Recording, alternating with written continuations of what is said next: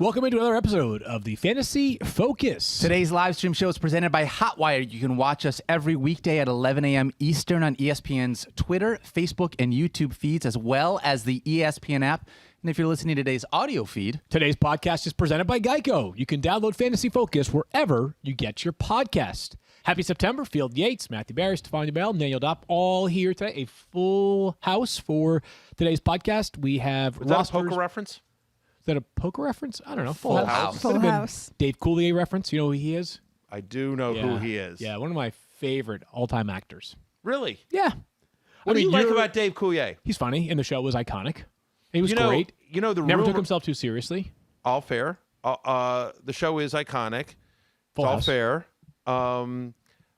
Yeah. He is supposedly, the rumor is that, you know, he's the inspiration behind some of Alanis Morissette's songs on Jagged Little Pill. That's correct. Yes, I actually knew that rumor. Yeah. But are they both from Canada? Is Linus I from believe Canada? so. Yeah, I believe so, and I believe they had a relationship Yes. at one point. But Confirmed. Anyway, so there you go. Confirmed, yeah. Yeah, cool. Fascinating, right? Yeah, as everybody was hoping for us to break down to the beginning of the podcast. I was pretty sure I wasn't talking about Dave Coulier today, but it just goes to show you, you never know. I was always an Uncle Jesse guy. Uncle Jesse, well, he's so handsome. Sure. Did you know, hold on really quickly, do you Yeah. know what Uncle Jesse's doing these days?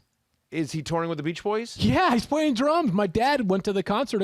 I gave him as a retirement gift tickets to the concert a couple nights ago. And you know who else was there? Who else? He was the youngest person by about 40 years. Jackson Agello.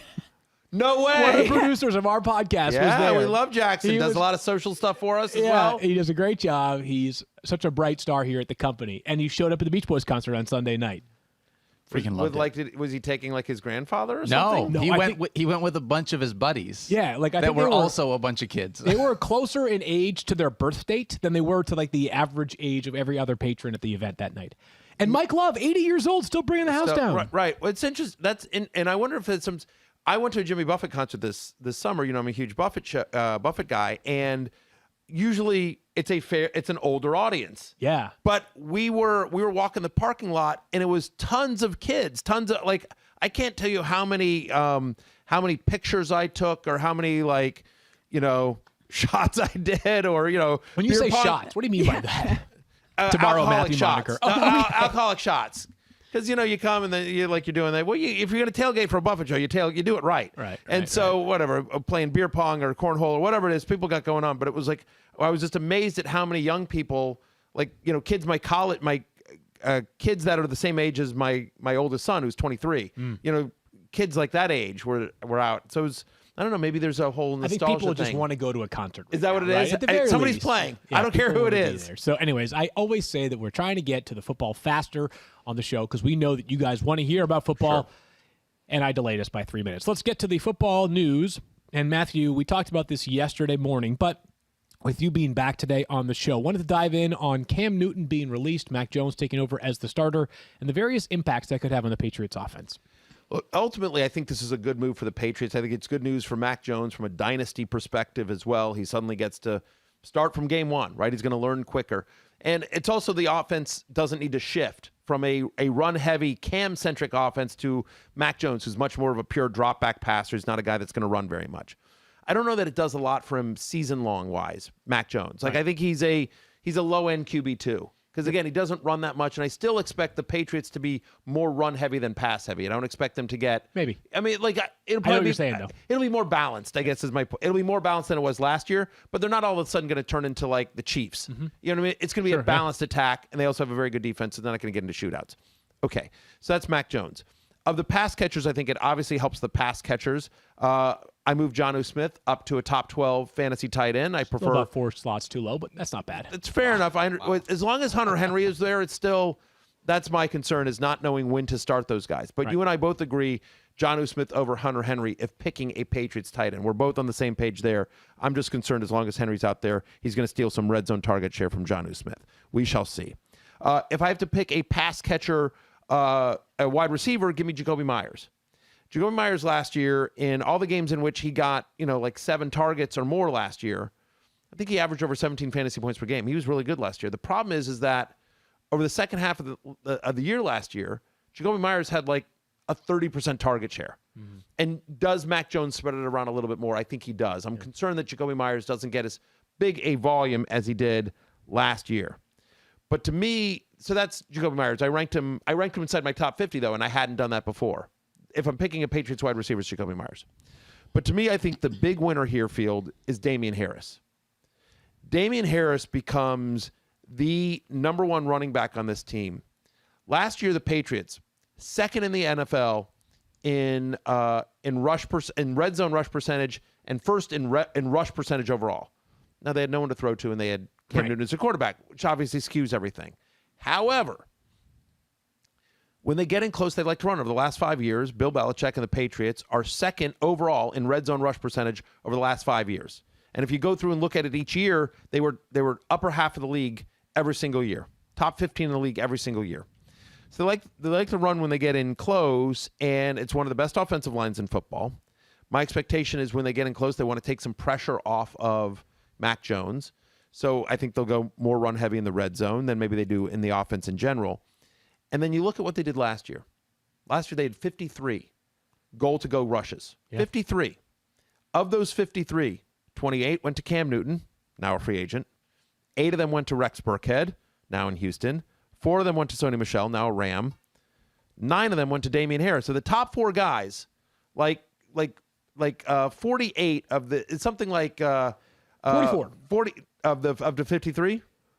Yeah, 44 of the 53 because Damien Harris is still there. 44 of the 53. 41 because there was like whatever, like James White got like 3. And Gunnar, how do I? Olszewski, thank you. Gunnar Olszewski got 1. Whatever.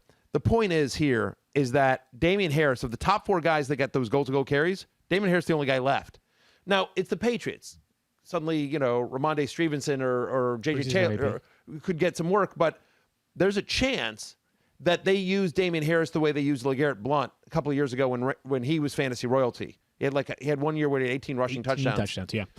Yeah, no, I think he's the winner as well. I think he's the winner. I think I stopped short of big, and here's the reason why. So the good side of it is everything you illustrated. I thought the most notable stat was that last year, Cam Newton had 7 rushing touchdowns from 1 or 2 yards out. Yeah. So, because sometimes when you look at goal-to-go opportunities, I'm not saying it's totally misleading, but a guy can have, let's say, 15 goal-to-go chances, and 6 of those might be 2 drives where they gave him the ball at the 5 and the 3 and the 1, and he scored on that 3rd carry. Do you know what I mean? Yes, I do. So I do think that the 7 separate 1 or 2 yard touchdowns is significant, and I think that Damien Harris is in line to take over most of that work. The reason why I say it's not a big win, Matthew, is still because of what we talked about with Damien Harris before. Whether it's because of skill or usage, the passing game volume is just not going to be. So I moved him up to running back 26 in my rankings. I believe I have him at 25. But I think there is, like, if he had passing game usage, like the skill set suggests you could be a top 15 to 18 play. I just think between lack of passing game and the fact that it's the Patriots. So as you noted, like, they could have 4 running backs to get carries every single week. That's why I offset the value a tiny bit. Right. So that's the only concern is, does he get any passing game usage? They still have James White on the roster. And do the Patriots do the Patriot things where suddenly other guys are getting work? Yep. But so I am at 25, but there's a very good chance I am low on him. And that, I think you're about right. That he could, if he gets any passing game usage, because I think it's in his skill set. You know what I mean? And so if he gets any passing game usage or could easily get 15 rushing touchdowns this year, like that's within the range of outcomes for Damien Harris. We'd be too low if that were the case. Yes, then we would be. That's my point, is that, again, think about that. Like, of the 53 goal-to-go carries, I mean, if he gets half of those, you're looking at that's Dalvin Cook, Derrick Henry kind of usage. Sure, no doubt about that. Let's. So I think we agree, and Cam Newton will be an interesting free agent whenever he signs. And I think Mac Jones, like we always talk about, there are not that many quarterbacks that are effective in fantasy that can run, but we'll see what kind of player he is. What, again, I think I agree with you. The fantasy impact for Mac could be much more what it means for the pass catchers. I hope we're not sleeping too much on Nelson Aguilar. Let's move forward to another piece of news. And in some ways, yesterday, after the Cam Newton news came down, the biggest pieces of news are related to players that are on the PUP list. Stephania, that now includes, or I should say, that remains the case for Michael Thomas. Yeah, it's just a reminder for what being on the PUP list at the start of the season means. It means that you cannot practice or play during the first 6 weeks of the season. So after you're brought off the PUP list at any time after those 6 weeks, you have basically a 5-week window to begin practicing with the team. Once you begin practicing, you have a 21-day window to be activated to the 53-man roster. So it doesn't automatically mean that a player comes off at 6 weeks and immediately plays the following week. However, in the case of Michael Thomas, I do believe that is likely to happen. This is one of those situations where there was a lot of wins for putting Michael Thomas on the PUP list to start. Number one, it ensures that he has ample time to fully recover from that ankle surgery in June. I've heard that he's doing very, very well in his rehab, potentially could have played sooner, but now there's really no questions involved. Number two, it prevents Sean Payton from having to answer a question every single week about when will Michael Thomas play, because essentially the first few weeks are taken care of. And number three, remember, the Saints are displaced right now. They're in Texas. We don't know where their first game is going to be. So there are a lot of other things going on. And I think this just buys everyone time. I do expect Michael Thomas to return in week 7. So Stephania said it. I just want to reiterate it because I got this question a lot yesterday. PUP is 6 weeks, not 6 games. Even though the Saints have a bye in week 6 of this season, some would say, well, isn't that a competitive advantage for them versus a team that has a week 12 bye?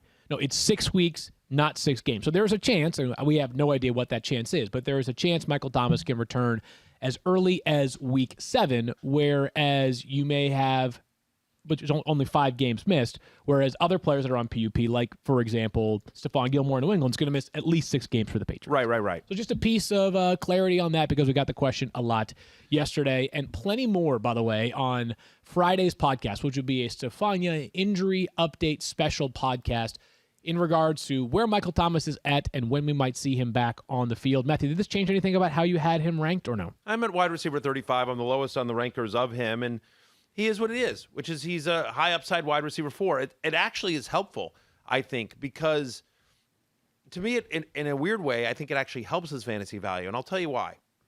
2 reasons. Number one is at least we have some clarity on the situation. Yep. Right? Because now you can go and you can draft him. If you're drafting, from today on till the beginning of the season, you're like, is it coming back in 2 weeks? Is it coming back in the middle of the season? At least again, it may extend beyond the 6 games, but at least we feel like at least there's some clarity. You'll know that assuming you are in a league that has an IR spot, you're going to immediately be able to replace him, grab a free agent, grab whatever, whether it's somebody that like if you already had your draft, you're like, oh, Jacoby Myers, like suddenly he has more value now, right? Or you'll after the first week of games, there's always people that pop. So that's good that you'll be able to replace him and you're aware of that. And I also think I leave the medical to Stephania, but just, okay, good. Hey, you're done for 6 games. Rehab that ankle. Like, just get better. 6 weeks, sorry. Rehab that ankle, get better, so that when you can come out here, you can help us. The other thing that I think has helped is that Jameis Winston has been named the starter. That happened a couple of days ago for the Saints. But I think for Michael Thomas's fantasy value when he's out there, I think we would prefer Jameis Winston to Taysom Hill, be more of a pass-happy offense than run-heavy with Taysom Hill. So, look, whenever he comes back, he's going to be a top 15, top 20 wide receiver. Michael Thomas is, right? With intent, maybe. Right. Yeah. I mean, a lot of question marks. Right. So, but he is high upside, high risk wide receiver, which is why I have him ranked as a wide receiver 4. Would not want to leave a draft with him needing to count on him, but there's certainly upside there. Again, I'm at wide receiver 35. So here's my quick question. Michael Thomas right now is the only Saints wide receiver that is ranked with Jameis Winston as the quarterback, as we know. Marquez Callaway, does he move up at all with this move, knowing that he's going to miss the first 6 weeks? Not necessarily 6 games, 6 weeks. So I have Marquez Callaway ranked, actually. It doesn't show up on our site. Because of the way the site works. Because of the way the site works, it's a whole thing that I don't want to derail our conversation about it. But because the way the site works and our rankings are all grouped together, that if the majority of the people on the panel don't rank a player, that player doesn't end up getting ranked because of the way it works. But I do have Callaway in somewhere. I have him, I want to say at wide receiver 45. Okay. So I'm as a wide receiver 5, whatever. Yeah, so I do have him ranked, but yes, if you're drafting a Saints wide receiver right now that isn't a Michael Thomas, Callaway would be the guy. Last thing I'll say on that is where you have him ranked may be like a little bit of a different conversation than where he ends up ranked in week 1 and potentially weeks 1 through 6. He may be like a top 35 or top 38 Sure. option in week 1 or 2 or 3 or until Michael Thomas is back. But from a season-long view, you figure Michael Thomas will eventually return, and can this offense support not just Alvin Kamara, not just Michael Thomas, but a group of a group of other pass catchers, including a rankable wide receiver too. Yes, sir. So this is an interesting one. Chris Herndon has been traded from the Jets to the Vikings. The Jets send Chris Herndon and a draft pick while also paying a pretty significant portion of Chris Herndon's salary. Minnesota sends back a draft pick and picks up a player that we've all wanted to make a thing for a while in fantasy. Struggle with drops, struggle with consistency. This could be too cynical on my end. But Stephania, my first thought was, we're not going to see Irv Smith Jr. for a while. Yeah, I mean, we still don't have details on exactly what they're expecting from the surgery, but these things, even if you're projecting a few weeks, sometimes it can take guys a little bit longer to come back. So I think their expectation is they will be without him for at least a month, potentially longer. And on top of that, you have Tyler Conklin, who's been dealing with a hamstring injury as well. So they were a little short at the position, and making a move didn't surprise me. Okay, so maybe I shouldn't read too much into Chris Herndon's trade and for what it means for Irv Smith. Matthew, this is your last time, well, potentially our last time, talking about Chris Herndon. Before any further Chris Herndon news I remember the time that we talked about Chris Herndon. We're going to try to make it a thing one more time? Finally going to break out this year? 4th year in a row? Is he Devontae Parker? I was just going to say that. He's the Devontae Parker of tight ends. That's literally... Or he is Rashad Penny. How many years did, fantasy analysts try to make Rashad Penny a thing? Yeah. And we'll see if anything happens this year. But I drafted him last night in a salary cap league. We have 35-man teams. That's true. So those rosters are huge. Okay, I was going to... Yeah. I did a crazy deep league last night with Mike Clay. We all Mike saw. Clay. No big deal. It's an experts league. How did you get in that league? Thanks. Oh, did Mike tweet out the results of that or anything like that? JJ did? Yeah. Okay. Personally, thought it was a little bit aggressive. JJ sniped me so many times in that league. It was super Shout out to annoying. JJ Zacharyson. He's awesome. Him, Scott Pianowski, and Mike Clay. I was after it went Scott, Mike, me. I had the 12th pick in this super deep league, 12-team league, and it was unbelievably annoying because Scott and Mike sniped me every round. Anyway, I digress. Chris Herndon, I'm sort of out. I'm like, great. Okay. I'm really proud of you. All right, let's talk about David Bakhtiari then. Leave it there. Hasn't been able to stay healthy, and maybe a change of scenery helps him. But you know what I mean? Like that's progress. You're not drafting him until the very late rounds, right? If you're drafting him at all, and there are other tight ends in that range that I would prefer to take flyers on. I think Gerald Everett of Seattle. I'd rather take a flyer on him. I'd rather take a flyer on Donald Parham of the Chargers. I'd rather take I'd even rather take a flyer on Adam. You're doing great. I'd rather take another flyer. I'd rather take a flyer on Adam Trotman, who's banged up a little bit. Yeah. So anyway. All right. Well, I just want to let you know that I'm really, really proud of you. Thank you very much. I'm just going to pass along this note. But if Jordan Reed comes back. If Jordan Reed retires, one last piece of news. It's a note. This is a tiny one. I'm just going to mention it. I don't want to overthink this. David Bakhtiari has been placed on PUP or has remained on PUP. He is the Packers star left tackle. Listen, if you're fading Aaron Rodgers because of his left tackle not being out there, like that's a you problem, not a me problem. He's an outstanding player. Maybe the best left tackle in football is Bakhtiari. And the Packers are going to miss him sorely, but you still love Aaron Rodgers. That's my analysis there on Aaron Rodgers and Aaron Jones. You still love those guys. Come on, don't overthink this one too much. We're going to get into Adam Schefter's fantasy cheat sheet in just a moment. All kinds of really interesting names that Schefter shared in various tiers. But first, do you want to get in shape? You're having trouble staying motivated? Obviously. Make 5-hour energy shots part of your lifestyle and get the energy boost you need to get fit.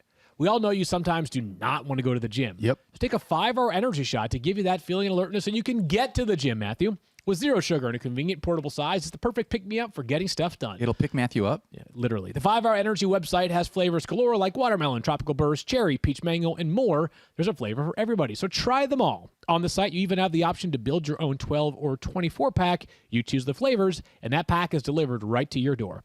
If you go to 5hourenergy.com, and that's the number 5hourenergy.com, you can get some 5-Hour Energy product today.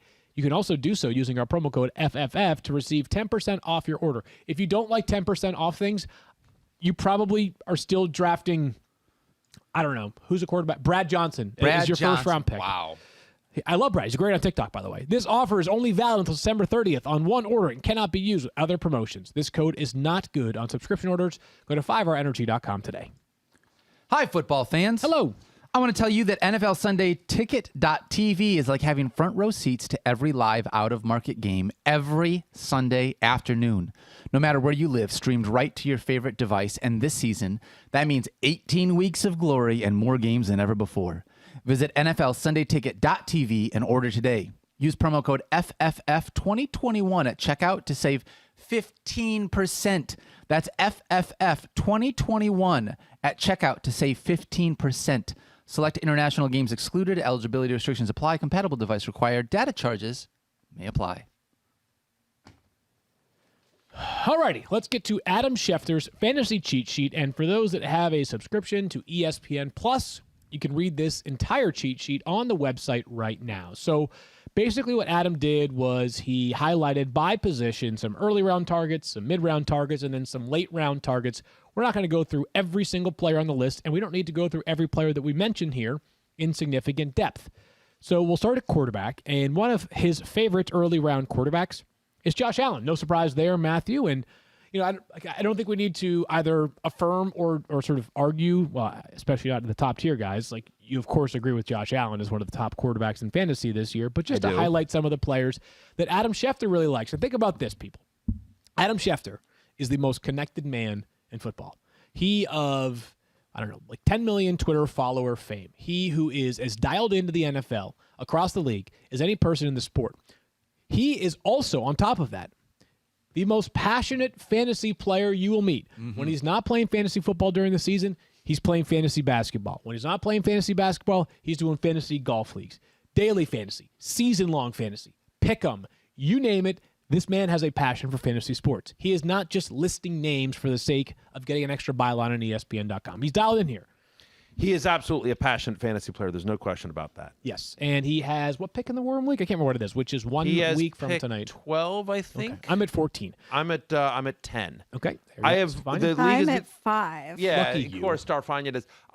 The league's been going on for I think a decade, and I've never picked inside the top 8. Maybe I've done it once. Maybe I've picked in the top, say, 8 once. It never, ever. The Hasselbecks pick inside the top 4 every year. It's amazing luck. Unbelievable. It's amazing. All right, let's get to his early round quarterback targets. And just really quickly, Matthew. Josh Allen. I agree with Shefty. I like Josh Allen as well. And Josh Allen, just a reminder, had 6 games with 30-plus fantasy points last year. That led all quarterbacks. He had 9 games with 25-plus fantasy points, tied for most amongst quarterbacks. He had 5 games with multiple passing touchdowns and a rushing touchdown. You're looking for 25 points in a week at quarterback, Josh Allen is always a good bet. A late-round quarterback is interesting. I thought both of these were interesting, Matthew, and this might be where most of the insight is interesting because there's typically a lot of close to consensus near the top of boards. 2 late-round quarterbacks on Shefty's list, Ryan Fitzpatrick and Sam Darnold. Which one do you prefer, or do you like both? I actually like both. So both guys made my love list this year. Both guys, Ryan Fitzpatrick was legit a love, and Sam Darnold was my others receiving votes, but I like undrafted in 80% for Fitzpatrick and 95% for Darnold. The Fitzy one I don't get. So a little bit more mobile than I think he gets credit for. He's had multiple rushing touchdowns in each of the last 3 years in which he started at least 12 games. Fitzy was on a points per game basis last year for Miami. He was a top 12 fantasy quarterback in games in which he played the majority of snaps. Yeah. He's played well over the last couple of years, and I would argue that he has more talent on this Washington football team than he's ever played with in his career. From top to bottom. We've had this conversation before. I know. The Jets with Eric Decker and Brandon Marshall is pretty close, but honestly, I don't think the Jets had a tight end as good as Logan Thomas, that run game as good as Antonio Gibson in that era. I would argue McLaurin and Curtis Samuel are in the ballpark of Marshall and Decker, and I think you could make an argument that even better than them. I won't get into that argument, but I love Diami Brown. Adam Humphries is a solid pass catcher. It's going to be a dynamic offense. Ryan, I have 100 facts coming out tomorrow, and there's a whole very pro Ryan Fitzpatrick part in there. So I'm big on Ryan Fitzpatrick, and in that going deep league that I talked about last night with Mike Clay, which is a crazy league where you start 6 to 7 wide receivers, 3 to 4 running backs, 2 to 3 tight ends, 2 to 3 quarterbacks, and you only have a 4-man bench. So you're basically starting your entire team, and it's a 12-team league, 18 rounds.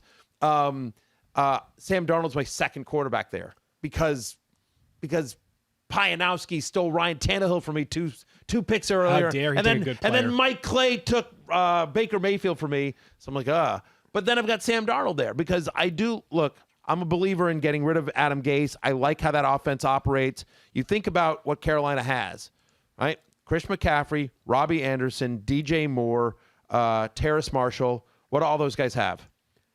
Hands. Hands. They do all have hands. Good run after catch skills. And good run after the catch skills. They are super fast. Like, I think that's going to be by the way, and I also think Dan Arnold on that team is an interesting sleeper tight end. So I do like Sam Darnold. I think the defense isn't going to be great. They're going to be throwing a lot. It's going to be a fantasy-friendly offense. So for deeper leagues, if you're in a league like I was in last night, I like Sam Darnold this year as a sleeper. I have an update, and I learned that I have to trust my instincts more frequently. Yes, sir. Adam Schefter just now tweeting, Vikings tight end Irv Smith underwent surgery to repair his meniscus this morning, and with a 4 to 5 month recovery timetable, it is most likely to end his season, per sources. So the writing was indeed on the wall, unfortunately for Irv Smith Jr. That stinks.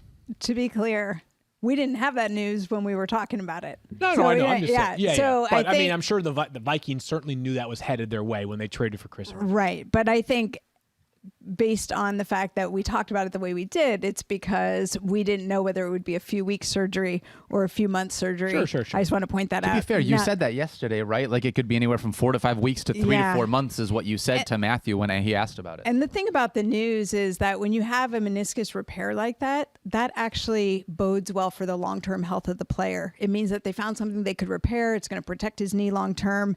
And they're playing it safe by saying, okay, we're going to take the long-term approach here and make sure we don't bring him back too quickly. So no Irv Smith. Sorry for him because he was on my sleeper list. Sorry for me. Certainly had a lot of people sleeper list this year with good reason. So we all agree, I think, though, with Shefty's thoughts, specifically on Fitzpatrick. I want to see a little bit more, obviously, from Sam Darnold.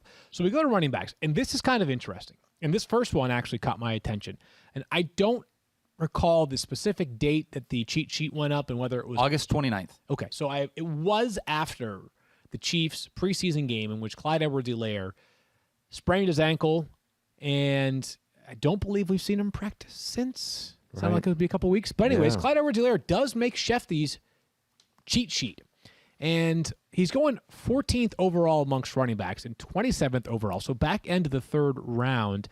You know, Matthew, there were some positive indicators last year, but I think it's clear that if you're confident in Clyde Edwards-Helaire, it's probably because even the Chiefs would say, like, there are ways that we can optimize him better than we did last season. So it's a couple of things. Should be a better offensive line. Certainly the Chiefs are hoping for it, right? So it should be a better offense. Yep. Should be a better offensive line. Clyde Edwards-Helaire, based on the number of touches he got last year, very unlucky with the touchdowns. Yep. Now, also that's one of the anti-CEH arguments. He's a small guy, and you know, you would see him run into the line on the 1 yard line and just couldn't do it, right? And I would argue that Andy Reid is one of, if not the most creative goal line play caller there is in the NFL. They do all sorts of different motion, and they've got fullbacks going in and, you know, whether it's shovel passes to Travis Kelce or Tyreek Hill on a sweep, or they do a lot of different things. Or a fourth offensive lineman coming in to catch a touchdown. Anthony Sherman all of a sudden, you know, like they do all these different things. Craziness, right, around the goal line. So there's more trickeration. Yes, it is. I think Brinson, talk him down on that one. Trickeration. Oh, she's doing injury updates. Right. Got it. So she's actually working. It's because I hear you going into like bad grammar and made up words, and I just immediately am like, okay, I'm going to do something productive. I'm sorry, Stephania. What you're saying is like I heard you being on brand. Yes, that's what it is. Exactly. Which is I love it. That's what I did. Me no likey you. You know, the sad thing angry. is, after all this time, I've come to understand it. It's like when you're talking with a child or your dog, and you sort of communicate because you know that they can't really communicate You at the want same candy. level. Me hungry. There we go. Good boy. Go to your corner. Okay. Let's keep talking about Clyde Anyway, Edwards-Helaire. so Let's keep Clyde this on the rails Edwards-Helaire. now. What I would say here is that so what you're banking on here is better usage from him, a better offensive line, the fact that he got unlucky with touchdowns, and oh, by the way, he's the starting running back for Andy Reid, and last year was the first year in a long time in which Andy Reid's starting running back wasn't like a top 10 fantasy player. And so you're banking on all of that because for many, many years, if you were the lead running back for Andy Reid, you had top 10 fantasy value. And it wasn't just like superstars like Brian Westbrook. It was guys like, Coral Buckhalter and Sharkhandrick West. Like Andy Reid made Sharkhandrick West a thing. So that's, I think, what is going on here with CEH. I am at 15. His ADP is running back 14, so I'm right there with consensus.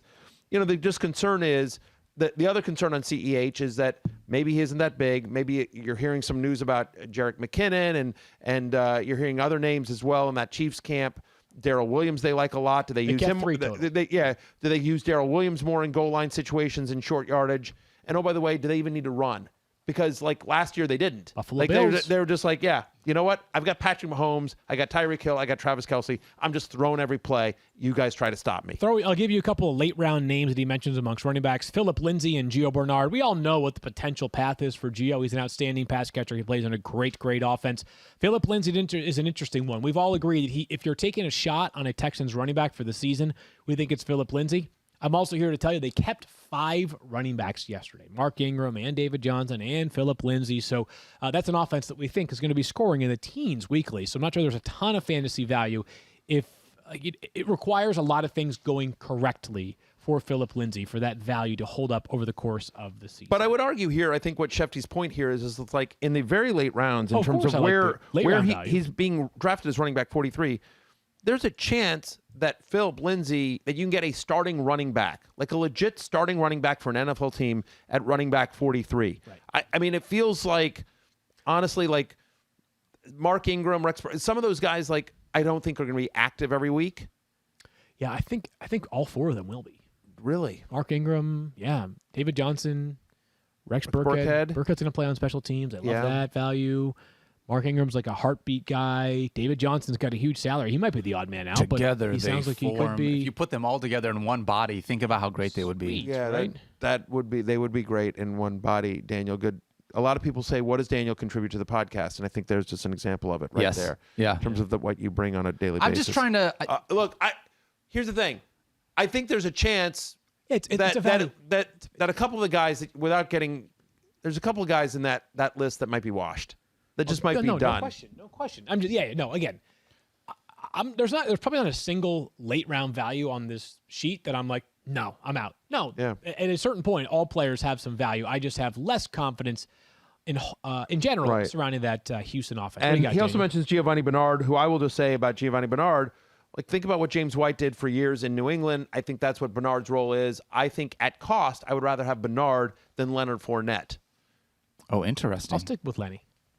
See, because I think Ronald Jones is probably the first and second down back. I would rather have Rojo. I think Bernard takes a lot of the passing down work that Fournette had last year. Matthew, That's my argument. If you have a bunch more running back questions, you and I actually did a running back fantasy show last week that people could check out on ESPN Plus right now. That is correct. We did. But if you don't have special. ESPN Plus, how could you go through and get it, Matthew? You could subscribe to rotopass.com. That's what I was thinking. I'm just saying, like, rotopass.com has a collection of great premium fantasy football content sites that I personally have collected, that I use, and it includes, of course, ESPN Plus. You get a 12-month subscription to ESPN Plus. When you subscribe to RotoPass, you can watch the Fantasy Show with Matthew Berry, hosted by Daniel Dopp. We have a new show coming out tomorrow as well. Yep, we do. But our running back special and our How to Dominate Your Draft special. We have a lot of shows up there. You can obviously read Mike Clay and Field Yates and Tristan Cockcroft and Eric Carabell and Matt Bowen and all of our great writers, Mel and Todd and everyone there at ESPN Plus 5 other sites that give you draft software and customized ranks and customized auction values and whatever, whether you play best ball or dynasty or Devy or redraft, 2 quarterback, superflex, like whatever your format is, there's tools, and it's also season long. Plus, they have DFS lineup optimizers as well. Everything you could possibly need and so much more. Rotopass.com. Use the promo code 06010 for 10% off. Well done by Matthew. Let's move forward to pass catchers provided by Schefter and his fantasy cheat sheet. Again, available now on ESPN Plus. Early round wide receivers. Ooh, this will warm your heart right here, Matthew. Terry McLaurin, no major issue, or no, I would say, listen, the discourse is he's Terry McLaurin. He had 8.7 targets per game last year. That was 9th most amongst wide receivers, 12th amongst wide receivers in receiving yards per game. And as we have talked about countless times over, that was with below average quarterback and inconsistent quarterback play. Should be much, much better with Fitzy under center this year. But here's where it gets interesting, Matthew, is 2 names in late round flyers amongst wide receivers. Rondale Moore, who we've talked about quite a bit, right? Electric player at Purdue, 2nd round pick for the Arizona Cardinals out of Purdue this past year. If they can just find ways to utilize him, there's a chance he could have some intriguing value, especially in a deeper league. But this is a name that I think is a legit sleeper. Donovan Peoples-Jones, Cleveland Browns, 6th round pick out of Michigan a year ago, a player that probably went lower in the draft than his actual value would suggest, and his collegiate profile, his skill set from college would suggest. Yes, he should have gone higher. Yeah, should have gone higher. Correct. Yeah. So he's had a really good camp. Yes, he has. Was he in the conversation of are they going to turn him into a tight end, or am I making that up? Am I thinking of a different wide receiver? Don't believe that was him. Okay. You thinking of Ricky Seals-Jones? Thinking of other three? It might be other 3 name. Yeah, that could be what it is. Guys. Yeah. Donovan Peoples-Jones, and it's interesting because it felt like we've been waiting for a third guy to emerge in Cleveland, and felt like for a while it was going to be Rashard Higgins, and that was sort of how I thought coming into the season. But all reports out of Cleveland, and to your point about Schefter being plugged in, this is one of them, that if you're picking a non-OBJ/Landry wide receiver, Donovan Peoples-Jones is the interesting guy. And we talked about him not just for redraft, like deeper redraft leagues this year, especially given the injury concerns that Beckham has had over the course of his career, but also in Dynasty, Field, as you've noted quite often, that the Browns have some decisions to make, and both Landry and Beckham could potentially be on the bubble after this season. And I don't want to get too far ahead of it, and you're right. The reality of when you build a good roster, and you got a quarterback you're going to pay, and you already pay Myles Garrett, and you're going to have to pay some of those great offensive linemen, or you already had paid some of those great offensive linemen. The Seahawks went through this. The Bucs are going to eventually go through it. The Saints went through it. The Steelers, you can't pay everybody eventually. So I just, even if there's not redraft value this year for Donovan Peoples-Jones, remember the name. And if he flashes a couple times this year, think long and hard about him going into next season. Definitely somebody to grab in Dynasty. Do you own or rent your home, Matthew? I do. Both. Wow. Subtle flex right there. I knew you do, but I bet it can be hard work, especially when you say both. But you know it's easy? Bundling policies with Geico. Geico makes it easy to bundle your homeowners or renters insurance along with your auto policy. It's a good thing, too, because you already have so much to do around your home. Go to geico.com, get a quote, and see how much you could save. It's Geico easy. Visit geico.com today. That's geico.com. All right, so Body Armor, hook our stuff up. I was going to say a different word, but listen, I wanted to take a picture because we have a fridge in our basement that my oldest son has taken over. Oh, wow. And it is it's literally like a Body Armor ad. Like you open up the fridge and there's literally nothing in there except Body Armor because my kid's so excited. He's got it organized by flavor and good he's for got him. on certain shelves. He's so excited. God bless the good people at Body Armor hooking my kid up. He's super excited. And look, you know that fantasy football season is right around the corner. That means more of what you love. The teams, the rivalries, the stats, and trash-talking friends. Your favorite fantasy stars like Kyler Murray, Chris McCaffrey, CeeDee Lamb, Baker Mayfield. I've heard of all those guys. They all rely on Body Armor to get them to the next level and perform at their best. Give you the trash-talking points you need. This fall, a great time to up your game. Body Armor has you covered. Everyone's focused on staying active and healthy. Not all of us, but most people are. And hydration, of course, a very important part of that. It's more than just a sports drink, Field. It's made with potassium-packed electrolytes, antioxidants, and there's no artificial sweeteners, flavors, or dyes. Now through December 31st, buy any one Body Armor product, upload your receipt to bafootballtailgate.com. That's bafootballtailgate.com. And you'll be entered for a chance to win one of hundreds of amazing prizes for your next tailgate. There's no purchase necessary, void where prohibited, and it's open to residents of the United States, 18 and older. You just barely qualify field. Wow, you had to go there. The good news is for you. I'm going to spare you an old Stop joke. it. I knew I it. just, Yeah. I can't help it. Some days you can't help it. By the way, when you look at me, just understand, for considering that I am 103, I think I look great. I think you do a great job. I really do. You know what? Life is all about perspective, and I'm glad that you've adopted that perspective that, as it yeah. pertains to your age. Let's wrap things up with Schefter's cheat sheet by going to the tight ends and his early round tight end value. George Kittle, he's going I've heard of him. 25th overall and third amongst tight ends, Matthew. As we know, when Kittle's healthy, when he's on the field, he has a peak that is matched only by Darren Waller and, of course, Travis Kelce. He could score you 30 points in a week, though. He's just that special. He is. To me, I feel like there's more questions about Kittle in terms of the upper tier tight ends than there are anyone else. Maybe fair. And I'll tell you why. So, Not because of him. Not because of him. Correct. We have no questions about his talent. And we actually have I don't even have questions about the health. Listen, do I love the fact that he spent some time talking to Stephania when she went to 49ers camp? I do not. No. Because the curse of Stephania Bell is real and it's spectacular. Yep.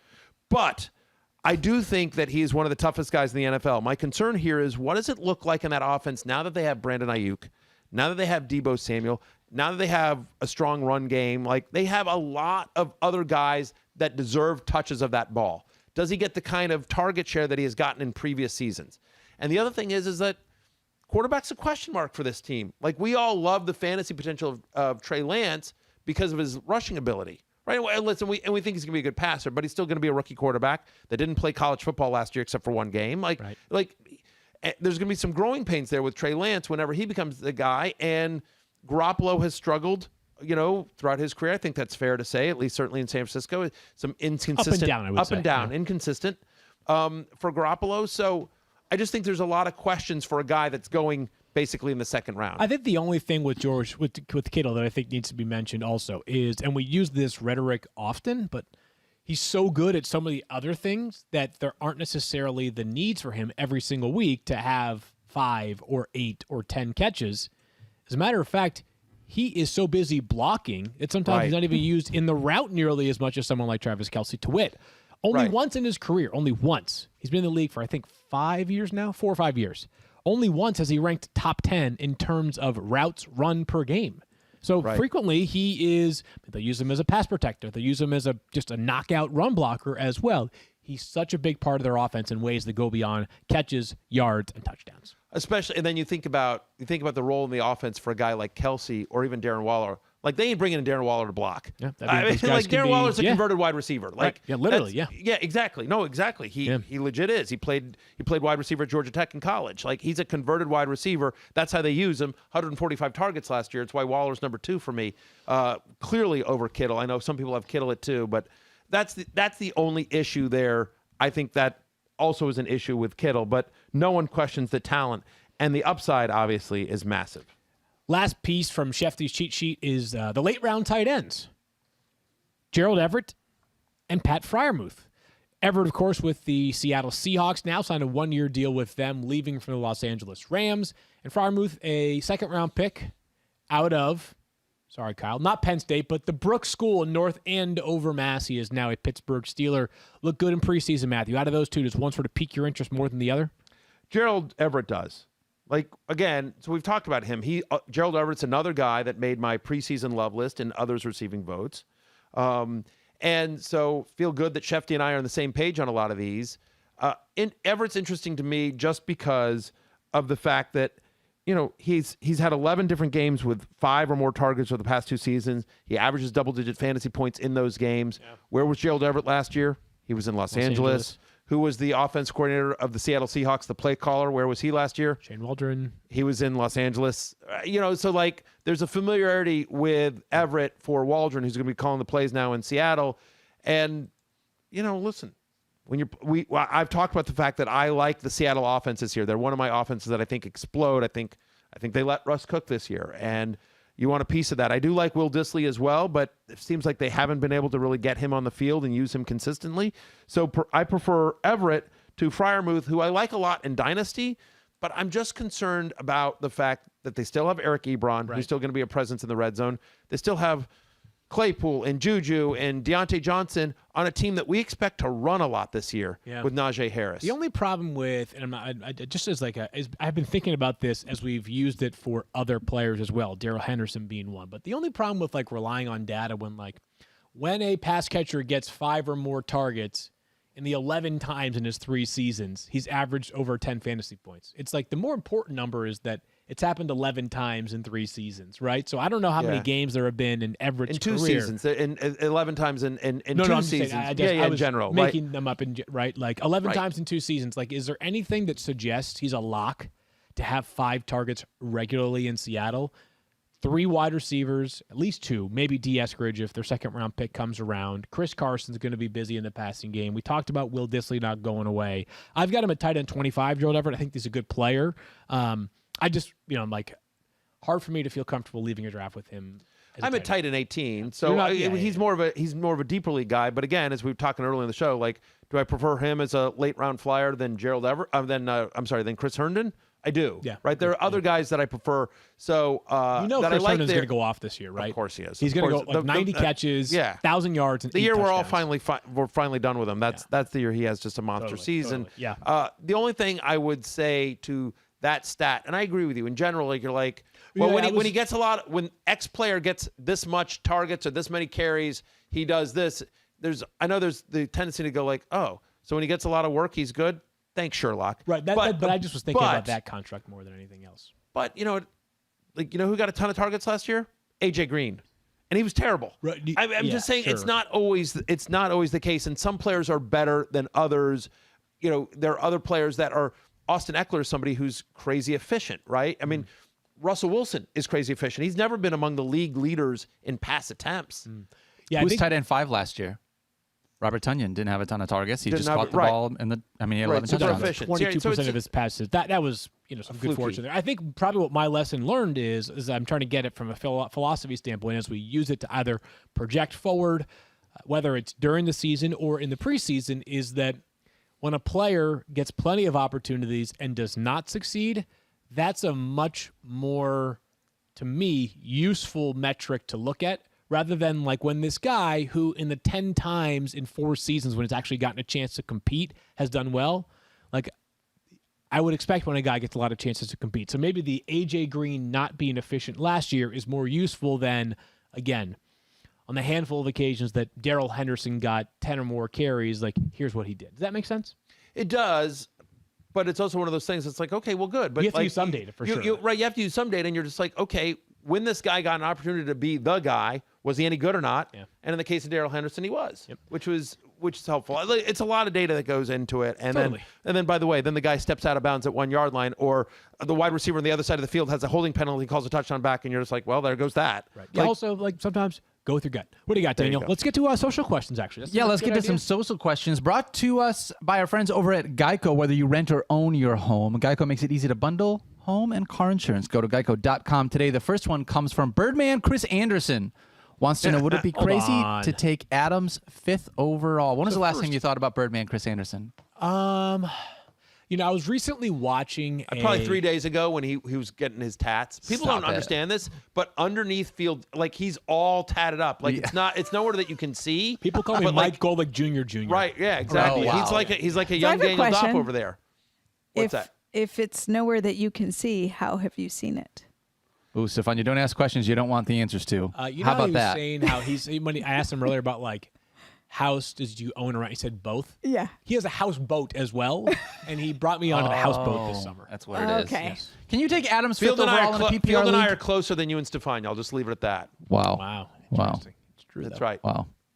5th overall, PPR league. Devontae Adams. So Birdman, first of all, but to answer the question about the last time I saw Birdman, a few days ago, SportsCenter was on Instagram threw up great J.R. Smith jams. Oh, wow. J.R. Smith now a college athlete playing golf. Yeah. At in a school in North Carolina, which I think it's is North awesome. Carolina AT&T, right? I think it's just A&T. A&T, sorry. AT&T is AT&T is a phone company. It's so good. But by the way, North Carolina AT&T. By the way, I think I just came up with a good branding opportunity for that phone company. That phone company should make a deal with J.R. Smith for some ads. Maybe they should talk to the school. Change the name a little bit. Oh my gosh. I mean, like, you know.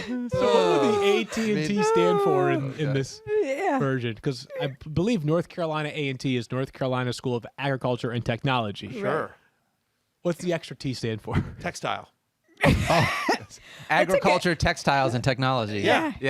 Good That was guess. good, You know, Matthew. North That was- Carolina, nice attempt, but That's pretty good. No. Then All North right. Carolina, you know, Tobacco Yeah. Road, textiles. Let's answer this question really quickly. Can you take Devontae Adams 5th overall PPR? Are you shaming that person? No, in I your think draft? you yes. can, Birdman. Totally. You can. I would say, though, that tends to be the sweet spot for me for Zeke Elliott because he seems to be number 5 of that top 5 group of running backs.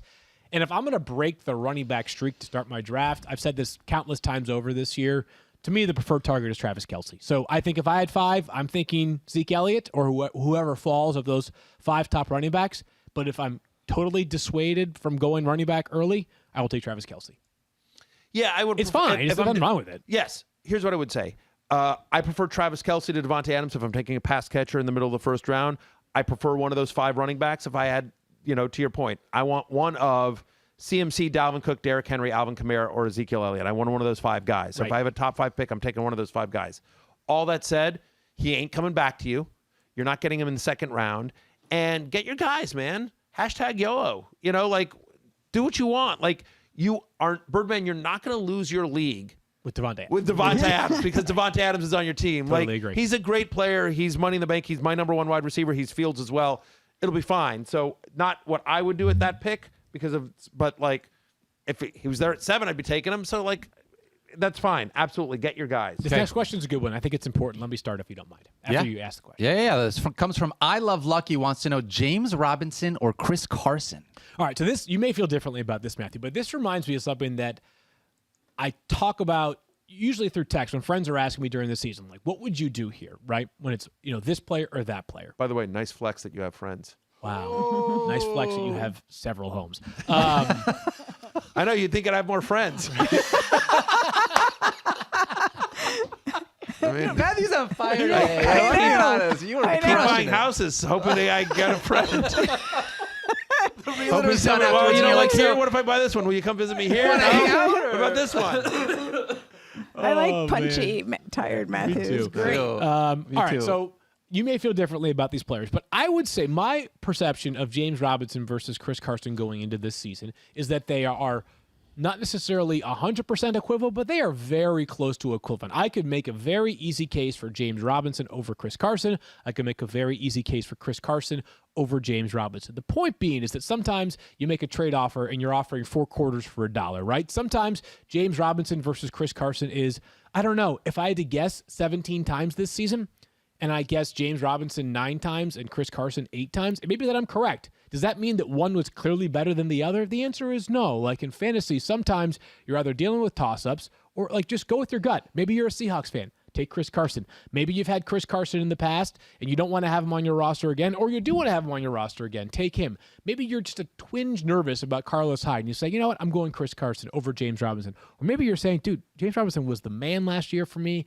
3rd in touches, 5th in fantasy points per game amongst running backs. I'm cool there. I just think that it's a good thing to remind people of going into the season is that, hey, we may have our job. I always tell people, my job, I don't know so many different things that the general public cannot find out during the course of a week, right? What I am doing, what we are doing is we're taking every factor that we believe has fantasy relevance, the player's ability, the depth chart, the weather in a given week, the playing surface, the opponent. If a quarterback is injured, what does it mean for a wide receiver? Things of that nature. And we're sort of just taking all that information, packaging it, and repurposing it to give you a cogent fantasy analysis. In the case of James Robinson versus Chris Carson, there are enough indicators for both for me to think that they're both solid RB2s. I don't know that I have a great one way or the other lean. Do you? I prefer Chris Carson. But to your point, by a lot? No, to the point of if I'm in a draft and Chris Carson's sitting there and somebody takes James Robinson instead of him, am I going what's that person doing? Right. Absolutely right. not. Yeah. I totally get it. And I said this in my draft day manifesto. I say it all the time. Use our rankings as a loose guideline. Yeah. The fact is that at the end of the year, if you go back and look at any person's rankings or you look at any ADP on any site, ESPN or anywhere else you might draft, it's going to be all over the place. I mean, I always use this. At this time last year, no one thought that Tyrod Taylor's backup would finish the year with more fantasy points than Lamar Jackson, who last year was being drafted as the number 1 quarterback in fantasy and was the reigning MVP. I mean, but that's what happened with Justin Herbert. Yeah. I mean, like, there's a zillion examples of that, or that a undrafted rookie running back, James Robinson, would finish with more fantasy points than basically every other running back other than 4 of them. So I prefer Chris Carson because I think I like the Seattle offense better than Jacksonville's. I think I feel better about his role in the offense compared to Alex Collins, Rashad Penny than I do Robinson versus Carlos Hyde. I feel better about the offensive line in Seattle than I do in Jacksonville. I do think the Jaguars have a decent offensive line. And I feel better about Pete Carroll and that coaching staff. We just don't know what you're going to get with Urban Meyer. And so I just think there's a lot of factors on Chris Carson's side, who just got paid, than there are James Robinson that tip me towards him. But would I think you're weird if you took J-Rob over Carson? I would not. Okay. Next question comes from Betty. Wants to know, should I go quarterback first overall in a 2-quarterback format? I've been saying this. In a 2 QB league, I tend to think the top 3 picks are in some order: Christian McCaffrey, Dalvin Cook, and Patrick Mahomes. Do you feel differently? Yeah, I mean, it depends if it's tight end premium, because sometimes I'm assuming no. Okay. Like, I'm assuming 2 then quarterback Kelsey's league. in that league. Yeah, I don't have a problem with that. Although, like, if Josh Allen went one of the top 3 picks, I don't have a problem with that. Yeah. I do prefer, because here's the thing: quarterback is deep. However, having just a solid quarterback is the new mediocre, because there are so many good quarterbacks. Like, you really want one of those elite guys, and it runs out quickly. Again, I'm in a 12-team 2-quarterback league, and I took Josh Allen, my first-round pick last night at pick 12, and then I got on the wrong end of a quarterback run, and my number 2 is Sam Darnold. Yeah. My number 3 is Daniel Jones, and like, yikes! I would have liked Darnold to be my number 3, and I waited around too long to get my second quarterback. It goes quick, and so I get the sense I like though, having at least one superstar in a super flex in a 2-quarterback league. I like having one stud. I think at the first overall pick. So this is I believe a 12-team league, or even if it's a 10-team league, whatever the number is. If it's, let's call it a 10-team league, I think if you take Christian McCaffrey first, you intend on taking a quarterback 20 and 21, and 2 quarterbacks in that case. And you got to figure, if like there's this absolute ridiculous run of quarterbacks that already went ahead of you, and you're stuck with like Matt Ryan and Baker Mayfield, then you could probably just say, like, okay, I'm taking one of these running backs that's still available, and you could just trade your running backs later. So I'm for Christian McCaffrey first overall, but to each their own. I think I would go Mahomes. Yeah. Okay. In a 2-quarterback league, I want Patrick Mahomes. But like obviously one thing, you ain't losing your league with either one of those guys. Yeah. 2 more questions here real quick. This second to last one comes from, do you want Ryan or Tyler here, Field? Ryan. You want Ryan? Okay. How would your draft strategy change for a 14-team league versus a standard 10-team league? Obviously, it's tough because the way that we do a lot of stuff here at ESPN game is standard 10-team, but all of us play in multiple leagues, 10, 12, 14, 16 teams. So how does that change for you guys? Yeah, so one thing you hear us mention often is, like, I don't necessarily want to start the quarterback run. I don't want to end the quarterback run in my league. That is more important in 14-team leagues, because there is a little bit of a fine line. Like, there are players that I think are outside my top 14 that could be pretty good, but they're not as much of a guarantee. Like, in the 10-team league, you can really afford to be patient at quarterback. Not just that, you can also take not only that, you can also take a lot of flyers in a 10-team league, because if they don't work out, then there's going to be viable options in the waiver wire. In a 14-team league, you need more depth, because there's not nearly as much. And so I think you want to be capricious with you hear that one, Stephania? Yeah, that's good. You hear right that, there. Princeton? Yeah, Capricious with your flyers. I think you want to take a couple of them, because you always want those upside. That's how you win in those leagues. But you're going to need some producers. You're going to need some guys that can contribute. So that's what I'm for. I think you want to. I'm going to just blow past that one real quickly and just say that you're going to have to understand that depth is going to be an issue. So that's like, I might take. In a 10-team league, I'm not taking more than one quarterback. I'm not taking more than one tight end. But I might take a backup tight end and a backup quarterback in a 14-team league, depending on who I have. Like, if I have Mahomes in a 14-team league, I'm like, you know what? I'm just going to roll with Mahomes. But if you have a dicier guy at either quarterback or tight end, you might want to take a second person there. You might be more apt to draft insurance for your starting running back that sort of thing. I think depth is more of an issue in a 14-team league. All right, great stuff there. We'll cut it off and come back tomorrow. That is going to do it for today. Thanks for watching Fantasy Focus Football, presented by Hotwire.